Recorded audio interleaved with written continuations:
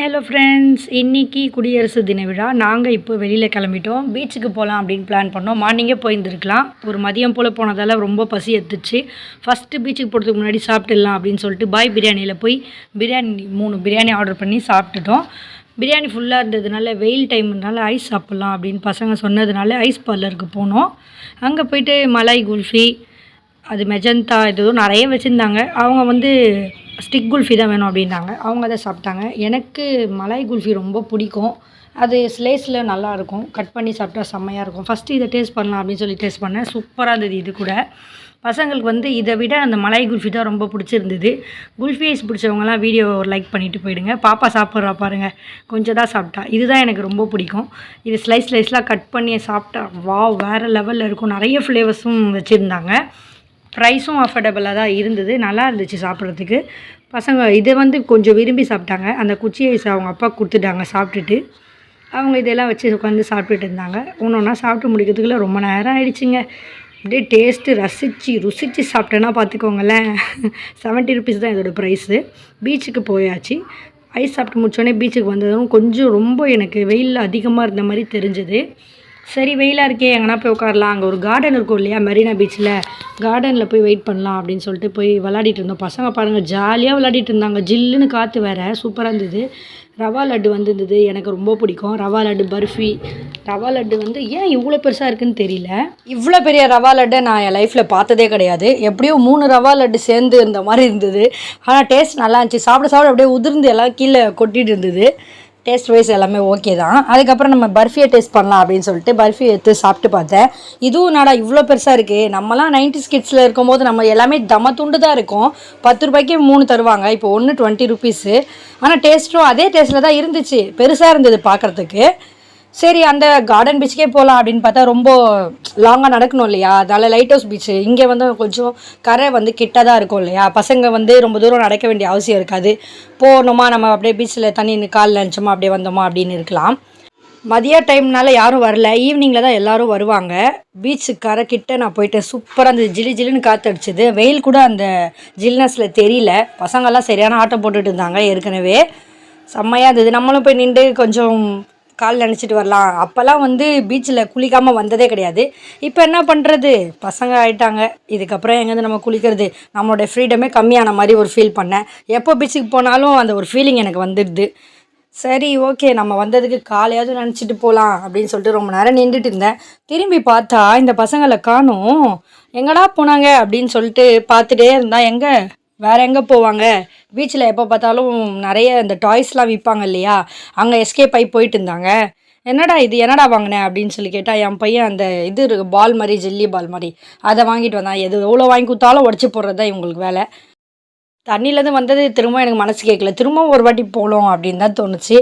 நீங்கள் எங்கேயே வெயிட் பண்ணுங்கள், இதை வச்சு விளாடிட்டு இருங்க, நான் போய் கொஞ்ச நேரம் பீச்சில் விளாடிட்டு வரேன் அப்படின்னு சொல்லிட்டு போயிருந்தேன். ஃபேமிலியாக போனால் தான் இதெல்லாம் சூப்பராக இருக்கும். நாங்கள் சிங்கிளாக போனதால் எனக்கு அவ்வளோவா சாட்டிஸ்ஃபைடே இல்லை. இருந்தாலும் கொஞ்சம் என்ஜாய் பண்ணலாம் அப்படின்னு சொல்லிட்டு என் பையனையும் பொண்ணையும் கூப்பிட்டா, அவன் பையன் மட்டும்தான் வந்தான். அவனும் ரொம்ப பயந்துருந்தான். நம்மலாம் பாதி தூரம் போவோம். இந்த இப்போதைக்கு பசங்க ரொம்ப பயப்படுறதுக்கே கரெக்டாக இருக்குது. நம்மளை மாதிரிலாம் ஒரு தைரியம் அவங்களுக்கு இன்னும் வரலை. இதுலேயும் குட்டி பாப்பா இன்னும் வரவே இல்லை. அவளை என்ன பண்ணுறது, சரி நீ வரலன்னா போ, நம்ம என்ஜாய் பண்ணுறோம் அப்படின்னு சொல்லிட்டு நாங்கள் ஜாலியாக நினச்சிட்டு இருந்தோம், கால் நினச்சிட்டு. ஆனால் எனக்கு இன்னும் கொஞ்சம் தூரம் போயிருந்தால் நல்லா சாட்டிஸ்ஃபைடாக இருந்திருக்கும். கரையிலே நின்று ஏதோ போனோமா ஏதோ வந்தோமா அப்படி தான் இருந்துச்சு. பீச்சில் ஃபேமஸான சுண்டல் சாப்பிடாம போனால் எப்படி அப்படின்னு சொல்லிட்டு, சுண்டல் நான் சாப்பிடல, மாங்காய் தான் எனக்கு பிடிக்கும். சுண்டலில் இருக்க மொத்த மாங்காவையும் பெருக்கி தின்னுட்டு சுண்டலை மட்டும் ஹஸ்பண்டுக்கு கொடுத்துட்டா. அவர் சாப்பிட்டுட்டாரு. பசங்க வேண்டான்னு சொல்லிட்டாங்க. ஏன்னா மண்ணிலே ஜாலியாக விளையாடிட்டு இருந்தாங்க. குதிரை பார்த்துட்டு குதிரை ரைட்லாம் அவங்க இன்னும் இதுக்கே பயப்படுறாங்க. பீச்சுக்கு போகிறது ரைடில் எங்கே போவாங்க, மண்ணில் ஒரே ஆட்டம், செம்ம ஆட்டம். சரி, எப்போனா தானே வரோம், நம்ம அட்ஜஸ்ட் பண்ணிக்கலாம் அப்படின்னு சொல்லிட்டு கொஞ்சம் நேரம் விளையாடிட்டு இருந்தாங்க. ஜாலியாக இருக்கும்போது பின்னாடியே ஒரு சத்தம். என்னடா இதுன்னு போய் பார்த்தா ஒரே கூட்டம். கடலாமை, கடலாமை இவ்வளோ பெருசாக இருக்கும். கிட்டத்தட்ட 300 வருஷத்துக்கு மேலே வாழும் அப்படின்னு கூட நான் இந்த ஃபைண்டிங் நேமோவில் பார்த்து தான் தெரிஞ்சுக்கிட்டேன். செம்மையாக இருந்தது. ஆனால் செத்து போயிடுச்சுப்பா, ரொம்ப கஷ்டமாக இருந்தது. 6 o'clock போல் டைம் ஆகிடுச்சு. அதுக்கப்புறம் நம்ம போகலாம் அப்படின்னு சொல்லிட்டு கிளம்புனா, அங்கே ஒரு ஃபிஷ் மார்க்கெட் ஓப்பன் பண்ணியிருக்காங்க. எப்போவுமே அங்கே ரோட்டில் உட்காந்து தானே விற்றுட்ருப்பாங்க. ஃபிஷ் மார்க்கெட் இருக்குது. உள்ளே போய் பார்த்தா சரியான வானவரம் ஃபிஷ் மார்க்கெட் மாதிரி எனக்கு ஃபீல் ஆச்சு. உள்ளே நிறைய ஃபிஷ் இருந்தது. ஆனால் கொஞ்சம் பழசு அப்படின்றதா எங்களுக்கு தோணுச்சு. ஏன்னா ஐஸில் வச்ச மாதிரி ஒரு ஃபீலாக இருந்தது. இருந்தாலும் ஃப்ரெஷ்ஷாக எங்கனா இருக்கா அப்படின்னு சொல்லிட்டு சுற்றி சுற்றி பார்க்கலாம் அப்படின்னு சொல்லிட்டு ஃபுல்லாக போய் பார்த்துட்டு இருந்தேன். வஞ்சரம் மீன், கனவா மீன் நிறைய மீன் வச்சுருந்தாங்க.